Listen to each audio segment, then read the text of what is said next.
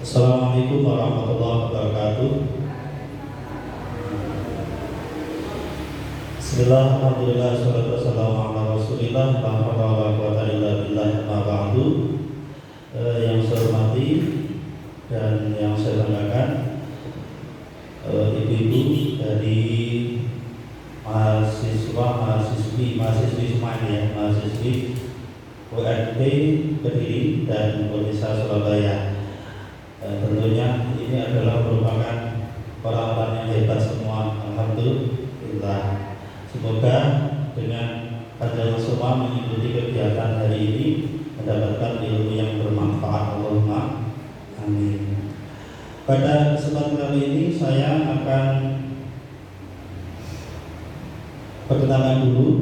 Saya merupakan CGP, calon guru penggerak angkatan 11 dari Kota Kediri, dari SMK Negeri 3 Kota Kediri, yang akan menyampaikan atau menyebarkan pemahaman dan penerapan pengalaman budaya positif ya, kepada rekan-rekan guru panjenengan semua. Saya anggap sebagai rekan-rekan guru ya, saya anggap sebagai guru-guru semua yang tentunya hebat semua, Allahumma amin.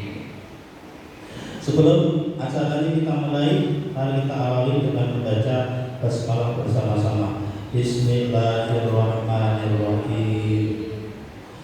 Untuk selanjutnya, saya akan mengawali dulu dengan mengingat kembali di saat dulu kita masih sekolah ya.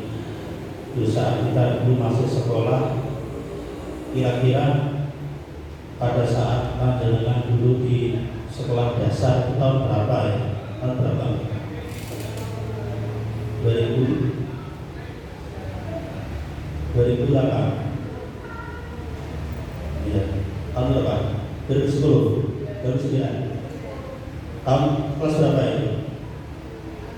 Kelas 1. Oh iya. Saya kelas 1-nya tahun berapa ya? 86 saya kelas 1-nya. Selesai sedikit ya. Oke, pada saat dulu ketika kita masih di SD, ketika kita melaksanakan kegiatan pembelajaran setiap hari, tentu ada sesuatu yang baik yang pernah kita lakukan, atau mungkin suatu saat kita juga tanpa sengaja melakukan suatu kekeliruan yang tentunya mendapatkan teguran dari bapak ibu guru. Misalnya apa ya? Kira-kira pernah melakukan suatu kesalahan, misalnya dan ngobrol di kelas ya. Ketika ngobrol di kelas, kira-kira yang pernah ibu alami apa yang dilakukan bapak ibu guru? Apakah diam saja membiarkan panjenengan ngobrol, atau memberikan teguran, bagaimana?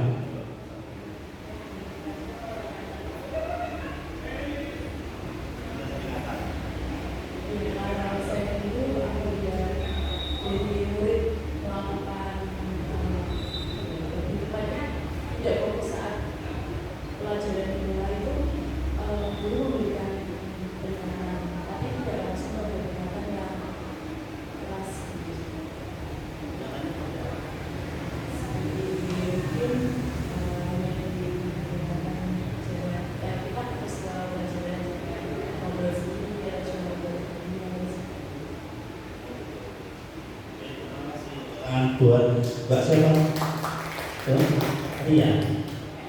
Lia. Tepuk tangan buat Mbak Lia. Oke. Barangkali satu lagi dari Indonesia, monggo. Ada yang punya pengalaman? Misalnya, saya pernah dengan teman-teman yang kita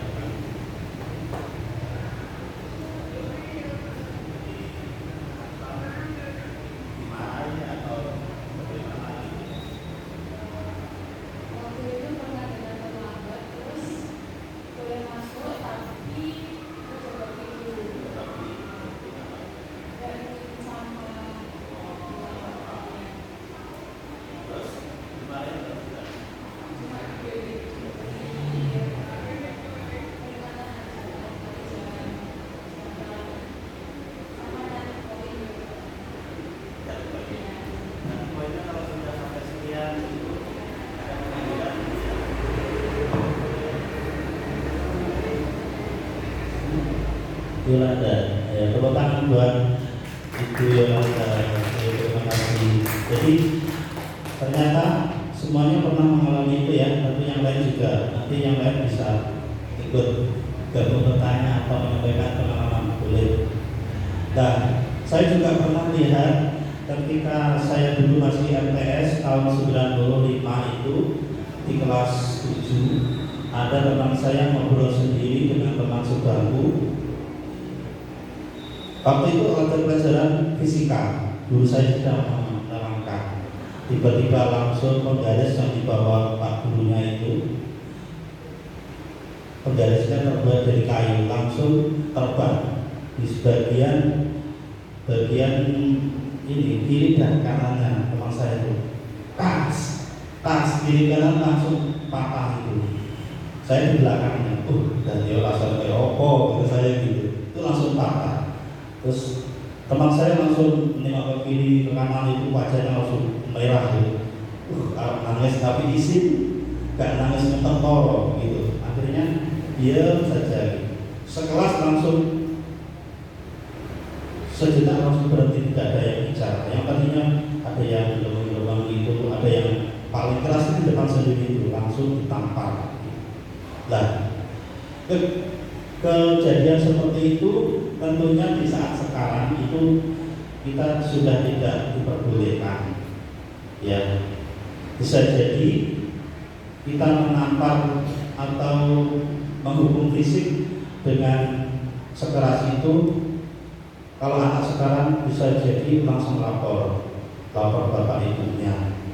Kalau anak dulu nggak berani lapor kalau disalahin, dia sombong kalau kali gitu. Kalau anak sekarang nggak terima lapor orang tua, bisa jadi nanti lapor ke polisi. Bisa jadi bapak ibu dulu dipanggil polisi atau bisa dipenjarakan gara-gara cuma nampar itu. Nah, tentunya ini yang tidak kita inginkan. Oleh karena itu saat ini kita akan mempelajari bagaimana budaya positif kita terapkan di lingkungan pendidikan atau di sekolah. Kita lanjut ya, kita mulai kita lanjut.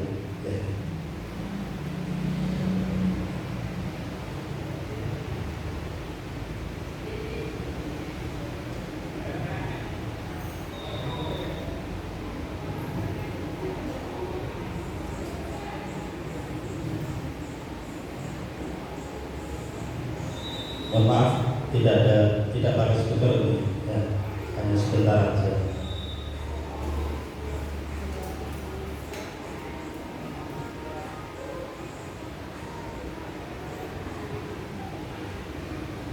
Ini halaman depan kita lewati. Konsep inti budaya positif nanti yang akan kita bahas, saya sampaikan ada perubahan paradigma belajar, disiplin positif, nilai-nilai kebajikan, kebutuhan dasar manusia, ada motivasi perilaku manusia, kemudian posisi kontrol guru, keyakinan kelas, atau yang dulu pernah kita kenal itu namanya kesepakatan kelas. Kemudian ada segitiga resolusi, ini merupakan cara kita di dalam menyelesaikan masalah siswa. Pembelajaran dengan paradigma baru. Pembelajaran dengan paradigma baru merupakan pembelajaran yang dirancang berdasarkan prinsip pembelajaran berdiferensiasi, sehingga para peserta didik belajar sesuai kebutuhannya berdasarkan tahap perkembangan sesuai teori psikologi modern untuk mewujudkan profil belajar Pancasila. Ya. Artinya di masa sekarang itu di mana-mana didengungkan, diharapkan untuk melaksanakan pembelajaran berdiferensiasi. Ada yang pernah mendengar berdiferensiasi itu? Intinya kita mengajar siswa itu dengan berbagai macam cara yang kira-kira siswa itu bisa menerima dengan mudah. Contoh, kalau jurusan yoga itu Anak-anak itu ada yang kalau diterangkan itu tidak segera paham, maunya digambarkan. Misalnya kita mau memasak, makanya kita hari ini mau memasak misalnya mau masak kue apa namanya? Halo? Nah, kalau saya yang tahu itu kue pedesaan galanya, namanya bahasa Inggris sudah kurang begitu paham lah ya. Misalnya mau buat kue, atau yang mudah yang ada di depan kita, monggo kali diminum. Yang ada di depan kita, misalnya ini namanya apa? Nah, untuk membuat minuman seperti ini, untuk siswa yang belum pernah tahu, tentunya bingung. Jadi ini mau apa? Gitu. Kalau di rumah namanya cuma kopi, teh, saja. Paling sirup, gitu aja. Sehingga siswa yang harus dijelaskan dengan gambar, mereka harus ditunjukkan di layar. Kalau tidak ada layar, minimal kita menunjukkan di kertas, menunjukkan gambarnya. Iki lomba, nanti kita akan membuat minuman seperti ini. Jadi gambarnya ini, atau misalnya foto. Kalau zaman sekarang kita foto, minimal ya, di foto ditunjukkan di depan anak-anak. Nah, nanti kita membuat minuman seperti ini. Oh, mengerti. Gitu. Mereka akan lebih paham kalau ditunjukkan gambarnya. Ada juga yang ditunjukkan gambarnya itu masih bingung, butuh praktek. Terus bu, gak usah kakek teori, langsung praktek aja bu. Ada juga yang butuh cara praktek. Sehingga siswa yang muda seperti itu kita ajak untuk praktek. Ada juga yang perlu dijelaskan dengan tulisan. Jadi dibuatkan tulisan di layar itu dibaca sampai paham itu baru paham. Dan dengan adanya berbagai macam cara yang dilakukan para siswa, kita harus memfasilitasi berbagai macam cara seperti itu. Itu namanya berdiferensiasi. Kita lanjutkan miskonsepsi tentang teori kontrol. Ya, ini maksudnya adalah pemahaman seorang guru yang dulu sering dilakukan, yang tentunya sekarang sudah berubah lagi. Ilusi guru mengontrol murid, ilusi bahwa semua penguatan positif, efektif dan bermanfaat, ilusi bahwa kritik dan membuat rasa bersalah mampu menguatkan karakter, ilusi orang dewasa berhak memaksa. Ini yang terakhir. Dulu biasanya guru-guru itu selalu memaksa, pokoknya apa guru mau baru guru, belum senang guru manut, tanpa ada alasan suatu apapun.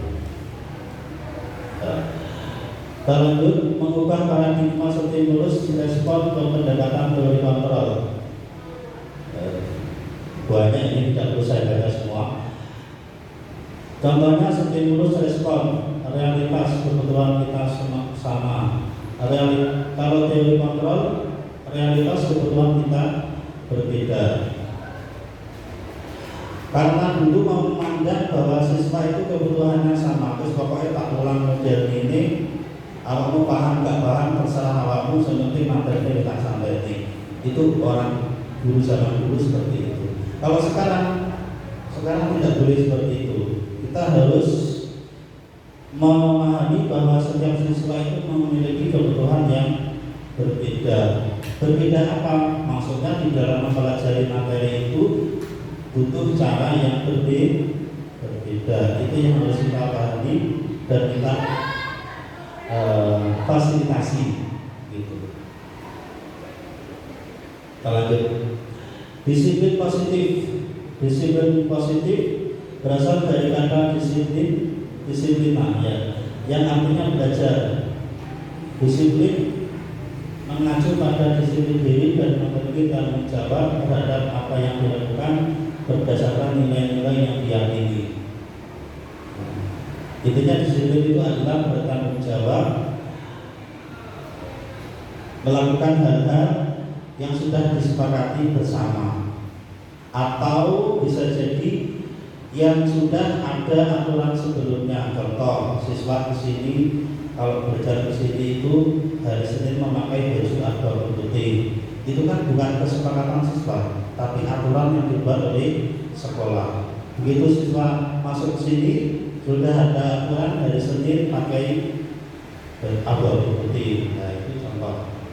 Tentunya itu yang harus dijalankan oleh siswa. Kemudian nilai kebajikan, nilai yang disepakati bersama lepas dari suku, bangsa, agama, bahasa maupun latar belakangnya. Saya bacakan satu aja. Profil belajar Pancasila: beriman dan bertakwa kepada Tuhan Yang Maha Esa dan berakhlak mulia, kebinekaan global, gotong royong, mandiri, kreatif, dan berkawal etis. Kita lanjut. Kebutuhan dasar manusia: segala sesuatu yang kita lakukan untuk mendapatkan apa yang kita inginkan. Seluruh tindakan yang kita lakukan memiliki tujuan tertentu, dan semua usaha terbaik yang kita lakukan adalah dalam rangka agar kebutuhan dasar kita terpenuhi dengan baik. Ya, artinya apa yang dilakukan oleh siswa di kelas itu pasti punya tujuan tertentu. Dan kita nanti akan belajar lebih jauh dari itu ya. Langsung praktek nanti ya. 5 kebutuhan dasar manusia. Mungkin di awal pelajaran masih bingung ya. Nanti kalau di akhir nanti baru ada contoh yang saya berikan ya. 5 kebutuhan dasar manusia: bertahan hidup, makan, ya, memakai pakaian, tempat tinggal, keamanan, kesehatan. Kalau kita melihat siswa yang belajar, apa yang mereka perlukan? Ya tentunya harus sudah sarapan. Kita sarapan isu sampai sore nggak bisa konsentrasi gitu. Kemudian pakaian yang nyaman, nggak bisa pakaian sekolah 3.000 tapi dia nggak nyaman juga. Omongannya dipasih Pak orang asli Pak orang tuh. Maaf yang di dapur biasanya. Saya mulai kemarin bulan Juli itu mengajar di dapur. Lihat kok ini, lihat kiri kompor, kanan dada, depan kompor, saya belakang ada gelas, ada tabung. Bingung saya. Nggak ada kipasnya lagi. Mulai itu butuh kenyamanan. Mudah-mudahan nanti segera ada kipasnya. Amin. Butuh tempat kenyamanan, keamanan dan kesehatan. Kemudian kasih sayang dan rasa diterima, penguasaan, kebebasan dan kesenangan. Ya. Tidak perlu saya jelaskan semua, ya. Terlalu panjang. Motivasi perilaku manusia. Siswa misalnya ya, kalau kita seorang guru memang fokusnya ke siswa. Siswa melakukan sesuatu, entah itu taat atau tidak taat, itu pasti memiliki tujuan. Misalnya ada siswa yang disiplin, pakai pelajaran-pelajaran, memakai pakaian sesuai dengan jadwalnya dan seragam sesuai jadwalnya. Itu ada beberapa perilaku yang dimiliki. Yang pertama adalah untuk menghindari ketidaknyamanan atau hukuman. Sampai menjadi seragam sesuai aturan disiplin, kok iso mlebu sekolah ini apa? Anu Pak, ben gak dihukum misalnya begitu. Ben ora diseneni karo guru. Nah, itu namanya menghindari ketidaknyamanan atau hukuman. Atau yang lain, untuk mendapatkan imbalan berinisiatif Pak kalau guru. Soalnya guru ini cantik-cantik, saya harus berpenampilan yang ganteng. Jadi kalau saya berpenampilan kokoh, wah guru ini nyaman aku kok kayak gak jahat, gak pakai gelemagus. Nanti saya nilainya jelek Pak.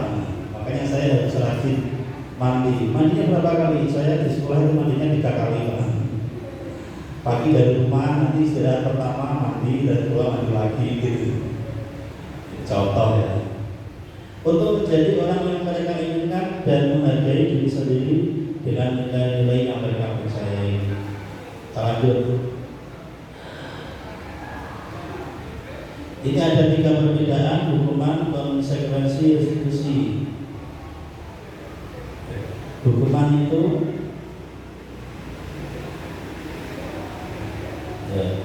bersifat satu arah berupa hukuman fisik atau psikis. Kalau konsekuensi itu kalau kamu melakukan ini akibatnya begini. Kalau kamu disiplin mengikuti pelajaran, nanti kamu dapat nilai yang bagus, nanti kamu jadi orang sukses. Kalau kamu tidak, maka kebalikannya itu namanya konsekuensi.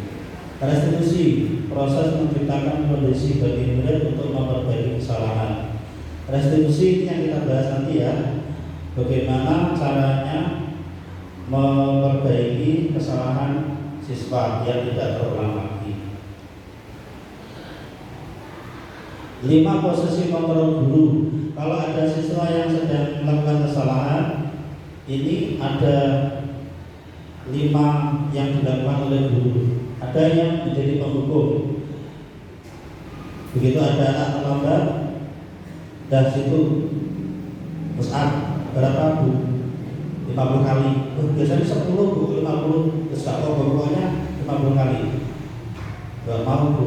Ya mau gak mau pokoknya harus 50 kali. Kamu kan sudah melakukan kesalahan terlambat. Terus gak lurus pokoknya. Ya itu namanya posisi penghukum. Tanpa melihat posisi kiri kemang apa sarapan apa dulu gak lurus pokoknya hukumannya itu. Ada yang posisi sebagai teman, ada yang membuat merasa bersalah, ya. Misalnya begini, kamu kok sering tidak masuk itu apa tidak kasihan dengan ibu bapakmu di rumah bekerja mencari uang untuk kamu sekolah. Oh iya saya ini berarti selama ini bersalah mengkhianati bapak ibu saya. Nah itu dia merasa bersalah, merasa menyadari kesalahannya dengan pertanyaan yang diberikan oleh bapak ibu. Ada posisi memantau, ada juga manajer. Kita lanjut.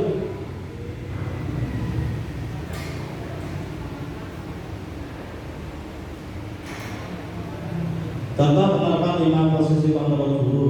Kasus siswa tidak memakai atribut lengkap saat upacara bendera, hormat pada bendera selama 1 jam. Ada ya? Kemarin waktu upacara 17 Agustus ya begitu. Ada yang tidak ikut pakai pramuka pada waktu hari pramuka, tidak pakai baju pramuka, 1 kelas bisa, kompak bisa. Anak kecantikan itu. Akhirnya berdiri di situ. Hormat bendera ya tidak lama sih 15 menit kira-kira. Seperti itu namanya penghukum. Beberapa kali ibu bapak harus memberitahu kamu selalu saja mengecewakan bapak ibu. Contohnya karena seperti ini membuat siswa merasa bersalah. Ini contoh-contohnya ya. Kita lanjut. Posisi kontrol, apakah saya kecewa sekali dengan kamu, membuat merasa bersalah. Kamu tidak pernah benar melakukannya. Terus sampai atau benar pokoknya berdiri panggil dari dari masalah, jadi rasa sekolah mungkin ya, itu namanya menghukum. Apa rencanamu untuk menyelesaikan masalah ini? Ini manajer. Nanti yang akan kita praktekkan di sini. Ayolah lakukan ini demi bapak ibu ya. Sampai masuk berdino apa sini kok gak tahu melu pelajaran, sering keluar saja. Masa kamu tidak kasihan dengan ibu guru? Lah kenapa bu? Kalau kamu sering keluar begitu kan dilihat bapak ibu yang lain, kayak pelajaran ini kok mesti mati apa ya? Aku gak seneng kalau dute ya begitu. Aku gak seneng kalau pelajarannya ya. Kan bisa jadi bapak ibu mikir begitu sama kamu. Oh iya ya, itu namanya mengajak berpikir siswa sebagai apa? Ayolah kamu kalau pelajaran saya ya ikut teruslah, jangan sering keluar. Itu namanya menganggap siswa seperti teman. Kemudian memantau, kamu tidak pernah mendapatkan nilai jika tidak mengerjakan tugas. Ini memberikan memantau atau memberikan istilahnya memberikan ragu-ragu ya, supaya siswa tidak melanggar. Keyakinan kelas, mengapa keyakinan kelas? Mengapa bukan peraturan kelas? Dulu namanya peraturan kelas, sekarang dirubah dengan kalimat keyakinan kelas. Keyakinan kelas itu maksudnya sesuatu aturan yang dianggap baik menurut siswa maupun guru, disepakati kemudian dilaksanakan. Kemarin saya di bulan Juli pernah mencoba di kelas 12 buka 3 itu. Ayo kita buat keyakinan kelas. Silakan maju ke depan. Ada yang boleh, tidak boleh tidur waktu pelajaran Pak, bosan. Tidak boleh terlambat, bosan. Tidak boleh live streaming wah pakai Instagram. Karena yang bilang itu anaknya sering Instagraman. Saya ngomong sama diri loh, saya nulis sampai diri nanti tidak melanggar ya. Resikonya tahu sendiri. Ditulis sampai beberapa kalimat begitu, akhirnya disepakati teman-teman satu kelas. Pernah melakukan itu ya? Dengan siswa melakukan itu, membuat keyakinan kelas, akhirnya ketika mau melanggar pikir-pikir sendiri. Wah, aduh, semayang menyepakati begini, tidak boleh tidur, masa saya tidur, gak enak lah.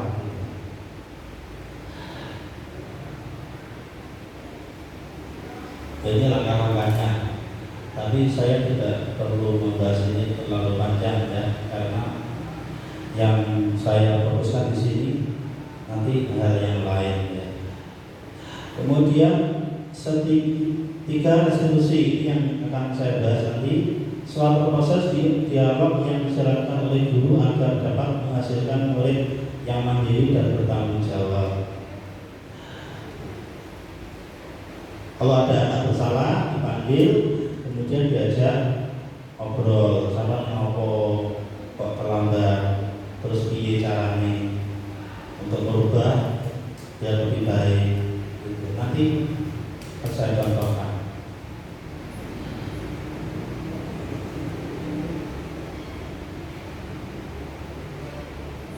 Ini langsung. Kemarin saya mencoba memanggil anak kelas 12 usaha 3, kuliah 3. Ada yang mengajar di sana? Ini yang jurusan kuliah ada? Betul. Tidak ada yang mengajar 12 kuliah 3. Kelas 10-11. Nah yang dari MT mengajar apa? 10 semua. Pelajaran apa? Matematika. Ini BKN. Allahu Akbar,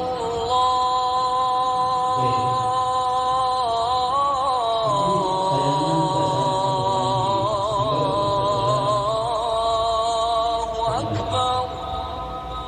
Ini durasinya hanya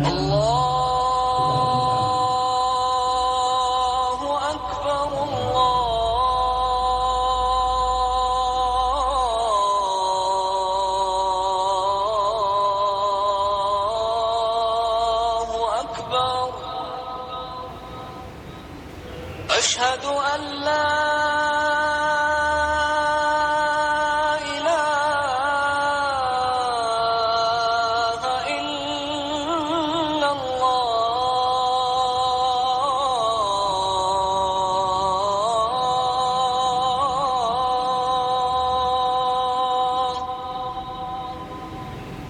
Asyhadu an la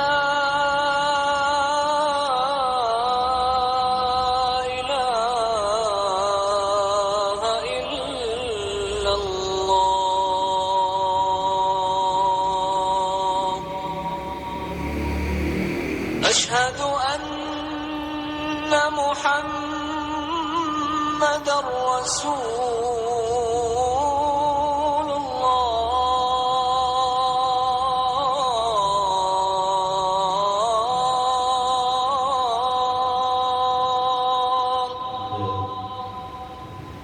أشهد أن محمدًا رسول الله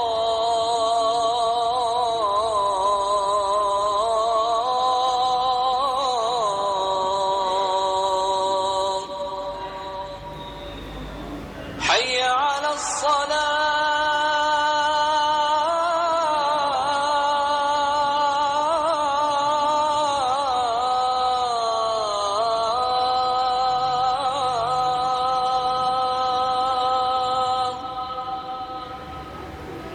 حي على الصلاة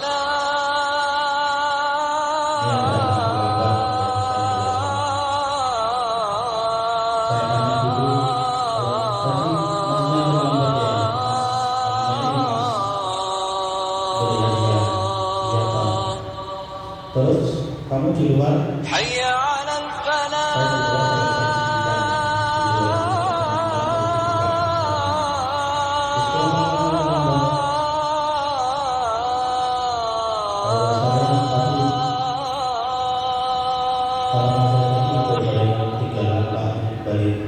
kenapa nggak bisa? حي على Oh ya, kalau Anda itu